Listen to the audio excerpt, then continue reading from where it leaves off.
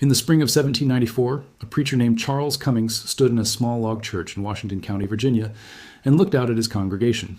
In the same room that morning sat a family whose grandfather had raided cattle on the Scottish border, a family whose great-grandfather had fled a burned village on the Rhine, a family descended from a Cherokee woman who had married an English trader, and a family whose ancestors had crossed the Atlantic as indentured servants with nothing but a signed contract and a debt to work off. None of them thought of themselves that way. They thought of themselves as neighbors, but their blood remembered what their conversation didn't. And 230 years later, so does yours. This is not a story about one people. Appalachia was never built by one people. It was built by a collision, 4 of them, arriving from 4 different directions, for 4 different reasons, carrying 4 different kinds of pain. And the strange, uncomfortable, remarkable truth is that almost nobody who lives in these mountains today can tell you which collision produced them. So let's find out. Let's start with the blood that was already here before any of the others had a reason to come. Before there was a Virginia or a Tennessee or a North Carolina, there was Kittiwah, a Cherokee town on the banks of the Tuckasegee River that the Cherokee themselves considered their mother town, the place their nation began. The Cherokee called themselves Ani-Yun-Wea, the principal people, and by the time Hernando de Soto's expedition stumbled through their territory in 1540, they were already governing a landscape larger than most European. Kingdoms, towns across what is now western North Carolina, eastern Tennessee, northern Georgia, and into Virginia and the Carolinas, organized through a clan system. And a network of trade routes that had existed for centuries before a single wagon rolled down from Pennsylvania. Here's what most people get wrong about the Cherokee in this story. They weren't a static backdrop that the other 3 bloods moved through. They adapted faster and more, thoroughly than almost any nation in colonial North America. By the 1820s, the Cherokee Nation had a written constitution modeled directly on the U.S. Constitution, a bicameral legislature, a Supreme Court, and a newspaper, the Cherokee Phoenix, printed in a script invented by a Cherokee silversmith named Sequoyah, who spent roughly 12 years alone developing a syllabary of 86 characters so that his people could read and write in their own language. No outside missionary did that. He did, and none of it mattered.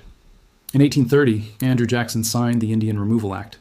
The Cherokee took the state of Georgia to the Supreme Court and won. Worcester v. Georgia, 1832, Chief Justice John Marshall ruling squarely in their favor. Jackson is widely quoted as having said Marshall could enforce his own ruling. He sent the army instead. In the summer of 1838, roughly 7,000 federal troops and state militia under General Winfield Scott rounded up Cherokee families at gunpoint and held them in stockades before marching them that winter over 800 miles west to Indian Territory. Historians' estimates of the OSI death toll on what became known as the Trail of Tears generally fall between 4,000 and 8,000 people, out of a nation of around 16,000 who were removed. That is not a war casualty count. That is what happens when you force an agrarian, mountain-adapted population to walk through winter with almost nothing. But not everyone walked. A holdout population, some who hid in the most remote coves of what's now the Great Smoky Mountains, others who held land individually under earlier treaties and had legal standing the government couldn't easily override, refused to leave. With the help of a white trader named William Holland Thomas, whom the Cherokee had informally adopted, they pooled money and bought land in the Eeyawson Mountains of western North Carolina. That land became the Qualla boundary. The eastern band of Cherokee Indians still governs it today, a federally recognized sovereign nation of more than 14,000 enrolled members living on the same ridgelines their ancestors refused to abandon. That's blood number 1. It was here first, it adapted on its own terms, and it survived an attempt to erase it entirely. Now the second blood arrives, and it arrives already wounded. If you want to understand the Scots-Irish, you have to stop imagining them as either Scottish or Irish, because they were never fully either. They were border people, from the violent, lawless frontier zone between England and Scotland, a strip of land where, for roughly 3 centuries, families settled disputes through raiding rather than courts. Historian George MacDonald Fraser cataloged these border surnames in his 1971 study of the region: Armstrong, Elliot, Graham, Bell, Johnston, Scott, Nixon. In 1603, when the crowns of England and Scotland finally unified under James VI and I, the new king had no patience left for a population that had spent 300 years ignoring both governments. His solution wasn't punishment, it was relocation. Beginning around 1610, the Crown began resettling border families across the Irish Sea into the plantation of Ulster in the north of Ireland, a deliberate colonization project meant to plant a loyal Protestant population on land taken from the Gaelic Irish. The border families went because they weren't really being asked, and for roughly a century they built a life on contested Irish soil until that life started collapsing too. English trade law deliberately excluded Ulster wool and linen from British markets, gutting the regional economy. The Anglican establishment refused to legally recognize Presbyterian marriages and baptisms. A string of failed harvests in the 1710s, especially the severe famine of 1740-41, finished the job. Between roughly 1717 and 1775, close to 250,000 Ulster Scots left through the port of Belfast for the American colonies, most landing in Philadelphia. Historian James Webb, in his book Born Fighting, called them one of the most consequential and least documented immigrant populations in American history. They arrived with no capital, no political connections, and a Quaker establishment in Pennsylvania that had no interest in absorbing them. So the Quakers pointed them south, down what becka me, the Great Wagon Road, through the Shenandoah Valley into the Carolina back country and up into the ridges and hollows of the southern mountains. It was, by some estimates, the most heavily traveled road in colonial America. Here's the part worth sitting with. The trait everyone associates with Appalachia, that stubborn, suspicious of authority independence, didn't grow out of the mountains. It arrived already formed because these were people who had been pushed by governments twice before they ever saw a ridgeline. They weren't coming to the frontier because it was easy, they were coming because it was the first place in 4 generations that hadn't yet found a way to take something from them. Blood number 3 came from the opposite direction, and it moved for an entirely different reason. Between roughly 1710 and 1775, close to 100,000 German-speaking migrants arrived in Pennsylvania through the port of Philadelphia, the majority from the Palatinate, a region along the Rhine that had been devastated first by the 30 Years' War and then by Louis XIV's campaigns in the late 1600s, which burned entire villages and left the survivors with nothing to return to. English-speaking colonists heard these newcomers call themselves Deutsch, the German word for German, and rendered it imperfectly as Pennsylvania Dutch, a mistranslation that has confused people for 300 years. Where the Scots-Irish wanted distance from authority, the Germans wanted stable, fertile ground. And they found it in the Shenandoah Valley in the Carolina Piedmont, farming with a discipline that left a physical signature still visible today. The bank barns of the Shenandoah Valley, built into hillsides for natural insulation, are a distinctly German architectural import. So are the Fracture hex signs painted on barns across the region. The Germans didn't always chase the frontier the way the Scots-Irish did. Often, they stayed behind and farmed what others had passed through, which is part of why their cultural contribution gets flattened into the background of the Scots-Irish mountain culture narrative. Quietly present, rarely credited. Their names anglicized under the same pressure. Schmidt became Smith, Zimmerman became Carpenter or Zimmerman, Miller became Miller. If your Appalachian surname is Kaiser, Reinhardt, Painter, or Klein, there's a strong chance a German name is sitting underneath the English spelling, worn down by 2 centuries of neighbors who couldn't or wouldn't pronounce it the old way. And then there's the blood everyone assumes is simply the default. The water, everything else swam in, the English. That assumption is the mistake. English settlement of the backcountry came in 2 distinct and almost opposite forms. The first were speculators and younger sons who, under England's primogeniture laws, would inherit nothing at home and cross the Atlantic looking for land they could actually own. Men who, in colonial Virginia, could be granted up to 1,000 acres for every family they successfully settled west of the Blue Ridge. The second were the opposite.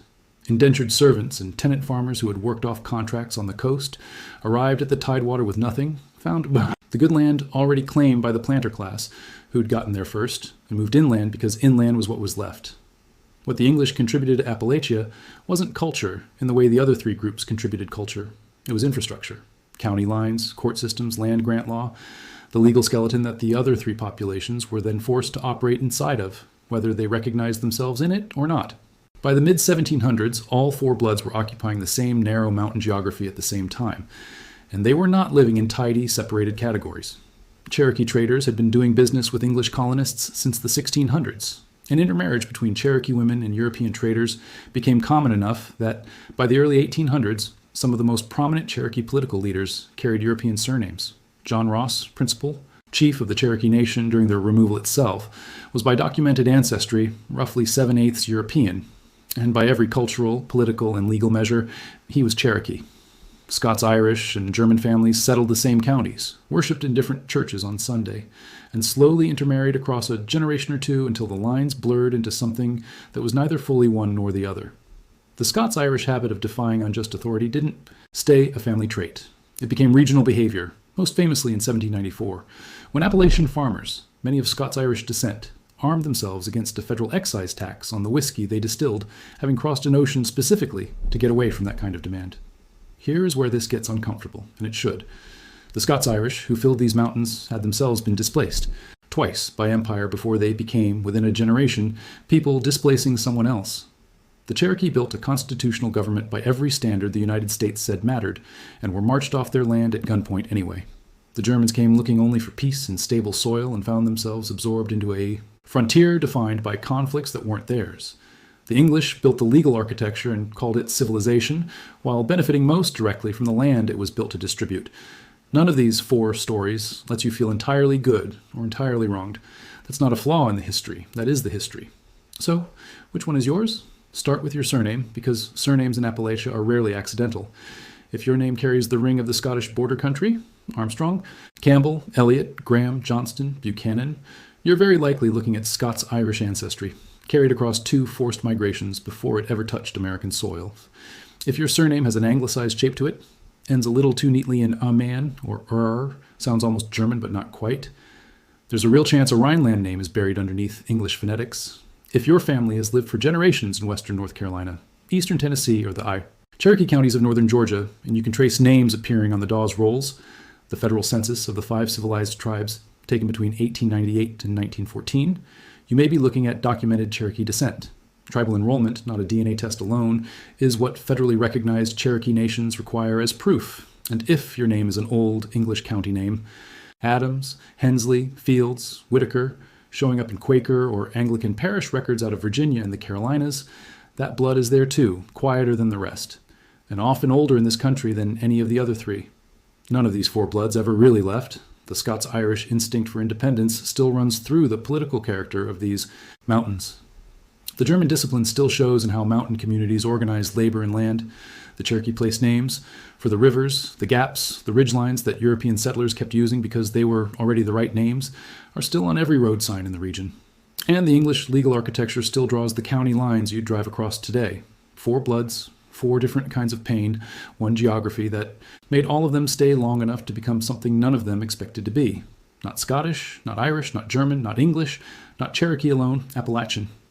If any of this sounded like your family's story, the surname, the county, the grandmother, nobody could quite explain, tell me which blood you think is yours in the comments below, and if you've actually traced it, say how far back. Hit subscribe if you want the next name unpacked, because there are dozens more hiding in these hollows. And if someone in your family has always said, "We've got mountain blood," but never had the paper trail to back it up, send them this video. It might be the closest thing to proof they'll ever get.